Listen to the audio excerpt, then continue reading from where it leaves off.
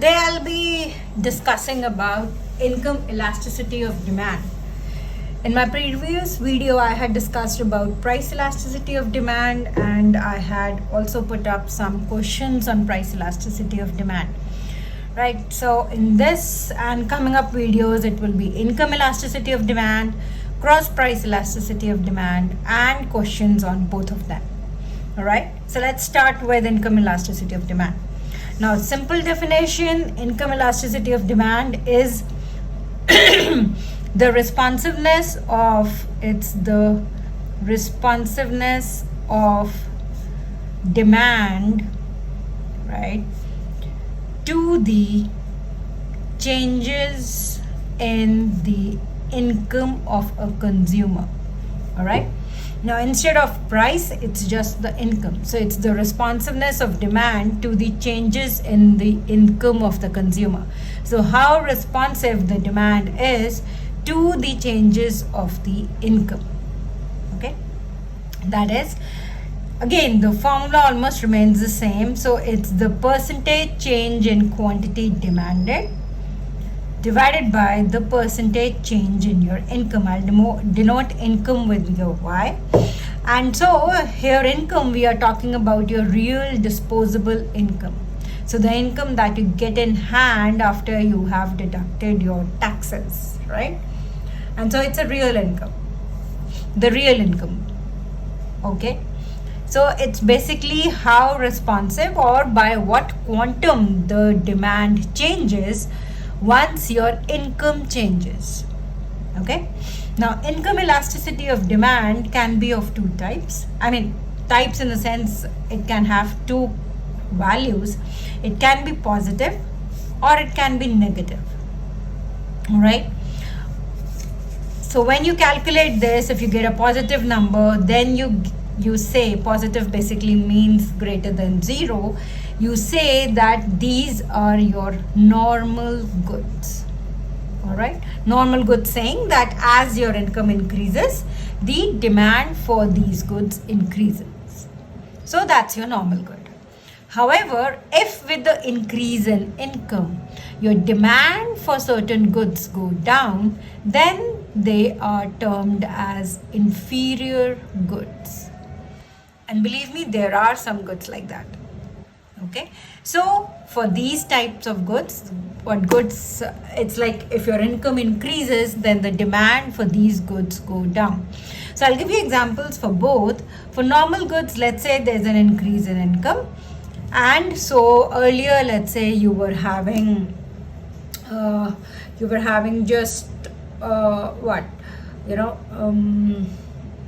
in a month you were consuming, let's say, 5 kgs of wheat. All right, but now since your income increases, you can actually consume 7 kgs of wheat. Okay, or let's say that now there's an increase in income, so you can actually buy, let's say, branded goods. Okay, or you can buy, let's say, designer goods, since there's an increase in income. Okay, or you can, let's say, plan out vacations abroad. Okay, however, if your increase in income happens but the demand for a certain good goes down, then it's an inferior good. And let's say the first example that comes to my mind is, let's say, bus service. Okay, so when my income was, let's say, just 100 rupees. Okay, when my income was, let's say, just 100 rupees, I was traveling in a bus because I didn't have enough money to spend on taxis or Ubers, right? But now, since there's an increase in income, so I will avoid buses and I might just hire an Uber, or I might just hire a taxi, right? So this bus service becomes an inferior good to me when my income increases. Okay, similarly, let's say my fast food. Okay, when my income was less, I was just consuming fast food. right? I was working and I wasn't going to any fine dining. I was just consuming fast food because it's cheap. But as my income increased, then my demand for this fast food went down, right? Because now, let's say I can go to a reasonable restaurant to have food. So my demand for fast food went down. So that's an inferior good to me when the income increases, right? I'll just again bring this one point here that, whether a good is normal or an inferior good, that actually depends from person to person. That varies from person to person. One good might be an inferior good to me, but not to another person. And one good might be a normal good to me, but not to another person, right? So the normal good and the inferior good varies from person to person, but yes, the relationship between the income remains the same.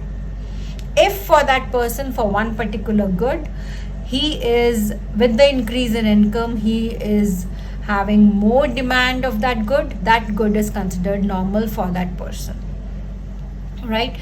If with the increase in income, the demand for a particular good for that person goes on decreasing, if it decreases, then it's regarded as an inferior good for that person. Okay, you understood that? All right. Now in normal good, there are two things. Okay, so if I bring that down again, so normal good, there are two things. One, it's positive, right? Okay, so it's greater than 0, right? If it's less than 1, right? If the value, when you calculate your income elasticity of demand and it comes out to be less than 1, then we categorize them as necessity goods. Okay. However, if the value is greater than 1, then we categorize them as luxury goods. So both are normal goods, both are normal goods only, but it's just that normal goods we have bifurcated into two kinds, which is necessity and luxury, depending upon the value of income elasticity of demand. If it's less than 1, right, but obviously greater than 0, it's a necessity good. Greater than or equal to 0, it's a necessity good. If it's greater than 1, then they are regarded as luxury goods. Now, the examples of both are very, very simple, right? You must have understood that. So if I go to my previous examples, this wheat is my necessity good, right? Or you can have a number of examples. You can have soaps, detergents, toothpaste, toothbrushes. All those are necessity goods, right? However, this luxury goods maybe is the one that I'm talking about, vacationing abroad, or wearing designer clothes, or buying a sports car, right? So that's my luxury good. So both are normal, but both are normal goods, but they differ according to the value of income elasticity of demand. All right. Okay. Now there's a term in economics that's called an angle curve. Okay, it's called an angle curve. Now angle curve basically shows the relationship between your demand and your changes in income. That's it. That's about it. So whatever I have talked, it's just a graphical representation of whatever I have talked about it. Okay. So now, if I'm talking about a normal good, right, then my angle curve would be a upward sloping curve, right? So here is my demand and here is my real income. So angle curve basically shows the positive or negative relationship between the quantity demanded for a good or service and the real income of consumers, right? So I'm just representing the normal good and your inferior good graphically. That's it. So normal good, it will be an upward sloping curve, right? Do all the labels. I'm drawing it just like that, but you do all the labels. And for an inferior good, right, it would be a downward sloping curve because there's a negative relationship. because as your income increases, that's quantity demanded, and that's real income. So as your income increases, your demand for this good decreases. Let's say that was R1, so your Q1 was here. Let's say that's R2, your Q2 is here. So as your real income increases, then there is a decrease in your quantity. In this case, as your real income increases, that's as simple, then your demand for these goods increases, right? Okay. All right. So we talked about normal goods being this, and yes, we can also represent in this normal good category. Now further down the line, I can also represent your necessity good and your luxury goods graphically. So if I'm talking about my necessity good, then it's basically, it will be an upward sloping curve because it's a normal good, right? But since the income elasticity of demand is less than 1, so it would be inelastic, right? Now all this I have discussed in my previous videos, so if you want a recall, you can go back, right? So it would be an inelastic curve like this, a much steeper line, right? That is, what does that mean? Now this is your real income, and that's your demand. So that's R1, that's Q1, that's R2, that's Q2. So with the increase in income from R1 to R2, your quantity demanded increases. But since it's less than 1, so that means it's inelastic, which basically means that the percentage increase in real income would be more than the percentage increase in your quantity demanded, right? So the quantity demanded will not increase by that much or substantially as the increase in real income because it's less than 1. So we term it as inelastic. All right, that's for the necessity good. However, for the luxury good, since it's greater than 1, so it's highly elastic. So it's elastic, which basically means the curve would be a flatter curve, not a steeper one. So a given increase in your real income increases your quantity demanded by a larger amount. So R1, that's Q1, that's R2, that's Q2. So this much increase in your real income increases your quantity demanded by a larger amount, right? Do you understand this? Okay. All right, now so basically then we come to the importance of YED, income elasticity of demand. That's how I denote it. It helps in understanding the changes in the sectoral structure of the economy. As economic growth occurs and real incomes rise, the primary sector tends to become less important in terms of its contribution towards national output and employment in the economy. Secondary and tertiary sectors tend to become relatively more important, right?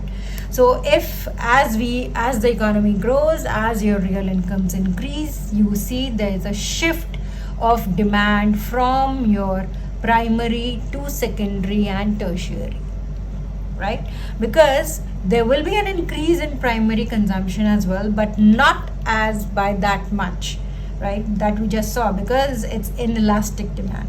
If you are consuming 5 chapatis, with the increase in income, you will not start consuming as a family, let's say 10 chapatis, right? Or 15 chapatis. There will be might be some increase in your consumption of primary products, but not by that much, right? But however, if your income increases, with the increase, you will start demanding more and more of other goods, right? Maybe some expensive electronics items, or maybe you like I earlier said, you might want to go on a vacation abroad, or you might want to have an expensive gift, or you might want to have a SUV, or maybe a sports car. So your demand for other goods, right, apart from your primary goods, they start increasing. So there's a sectoral shift that happens from your primary to secondary and tertiary with the rise in income, and that's what your YED tells us about, right?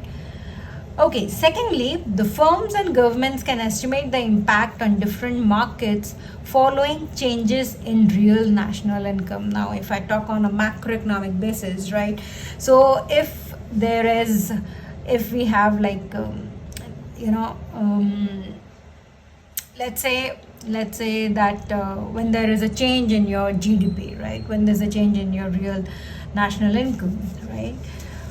Then let's say if your GDP decreases, okay? I mean, that's what happens in a recession, right? One of a very evident example, right? So in a recession, the GDP, we all know, goes down, right? So what happens when GDP goes down in a recession? When GDP goes down, then basically we can see that there's a negative impact on the industries that are producing luxury goods, right? Because you then, since your income has gone down, you really cannot buy those expensive stuff, right? So the industries producing these kinds of products are badly hit, right? So the demand for luxury goods go down. However, what happens is that at the same time, let's say, your fast food industries, or you can say your supermarkets, or your retailers, right, which are near your houses, the demand for goods from them starts increasing, right? So it's like, so the government can actually, or the firms can actually see that how when the GDP falls, when the real income falls in the economy, how different markets are impacted. Correct? Okay, just the opposite happens when there's a boom in the market, in the economy, right? So the GDP is rising, and so then the demand for these kinds of goods really go up, and since real income is increasing, so these basically producers become producers producing these kinds of products are basically then your inferior good products, right? So the demand for those will decrease. However, a sector that's not very much impacted when you're whether you are in a boom situation or in a recession situation are basically firms which are selling products that have inelastic nature of products, right? So like I said earlier, okay, wheat, or maybe your rice, or maybe your toothpaste, or maybe your brushes, or maybe the stuff that you really need. Even if your income decreases, even if there's recession, you will need these things, right? You will consume. So the market for these products are really not affected that much. All right? So it's like during recession, decrease in GDP can impact different markets differently. A drop in real GDP will adversely affect the firms selling luxury goods. However, at the same time, fast food industry and supermarkets and retailers selling inferior goods will experience higher demand for goods. Just the opposite will happen during boom. Firms selling inelastic products tend not to be so affected by fluctuations in the business cycles. All right? Hope you understood this. Bye-bye.